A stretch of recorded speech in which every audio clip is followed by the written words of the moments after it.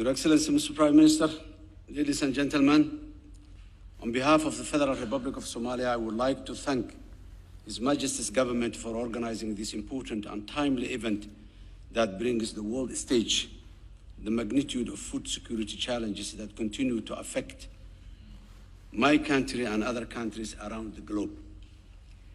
The persistence of food insecurity is due to a variety of factors, including climate shocks, heavy reliance on increasingly expensive food imports, global disruption of supply chain, and weak infrastructure.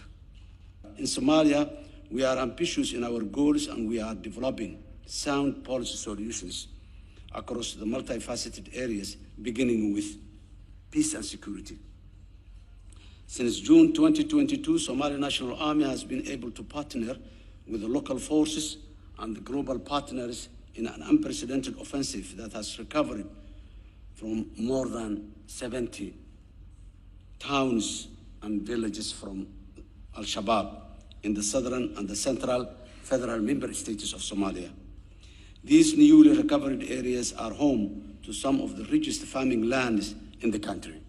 The Somali government has started a stabilization program after the liberation, which has two important aims. One is to stabilize the situation and provide services to the people who has been lacking those services for more than a decade now.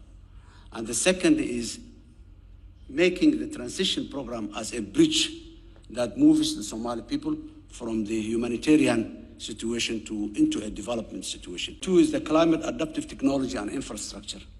According to a recent study by the African Development Bank, Somalia has the highest resource potential of any African nation for onshore wind power and could generate between 30 to 45,000 megawatts of wind power. We also have 300 days of sunshine annually. So the solar power is another major opportunity in Somalia. With sufficient financing, we can invest in climate-resilient infrastructure in critical sectors such as the renewable energy, water catchment systems, regenerative agricultural practices, and feeder roads within the agricultural land. Number three, the financial inclusion. Access to finance is a key, and we are also working on making affordable loans accessible to the agricultural sector to encourage further investment in the local production, allowing Somalia to access greater market from the Atlantic Ocean to the Indian Ocean.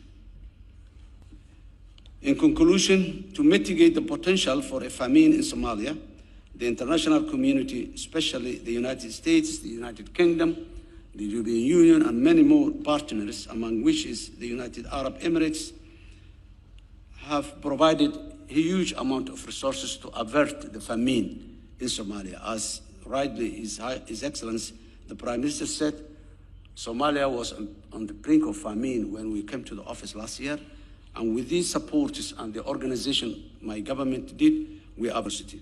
However, given the current climate changes, we know that without similar levels of investments that can keep agro-pastoral communities intact, health, and able to sustain themselves economically, we will continue to witness food insecurity and human suffering that entails for generations.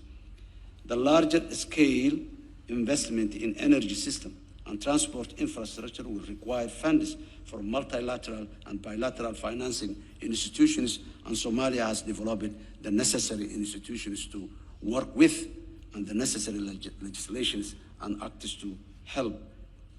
However, at the current rates, African countries pay more than 5 times the interest rates than many other parts of the world. Handouts did not help and will not help in the future. Did not help in the past and will not help in the future. But financing at a fair rates in the economic uplifting of the people is what helps a lot. Finally,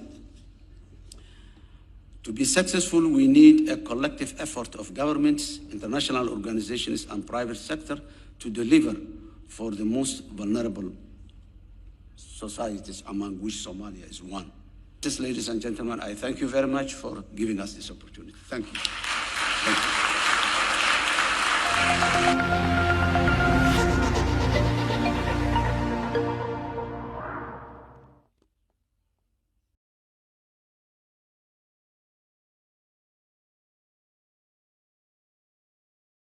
bangiga Salaam Somali Bank wuxuu adeegga mushaar bixinta ku soo kordhiyay hab cusub oo online ah e-payroll wuxuu kuu fududeynayaa inaad si online ah ku bixiso mushaarka shaqaalahaaga kaasoo kuu ogolaanaya inaad ka soo dirto meel kasta oo adduunka ka joogto Salaam Somali Bank waxa ka go'an inuu ka caawiyo weeragnimada ugu wanaagsan ee suurtagalka ah ee bangiyada caalamiga ah iyadoo adeegga e-payroll uu ka mid yahay kuwa ugu muhiimsan ee uu bangiga bixinayo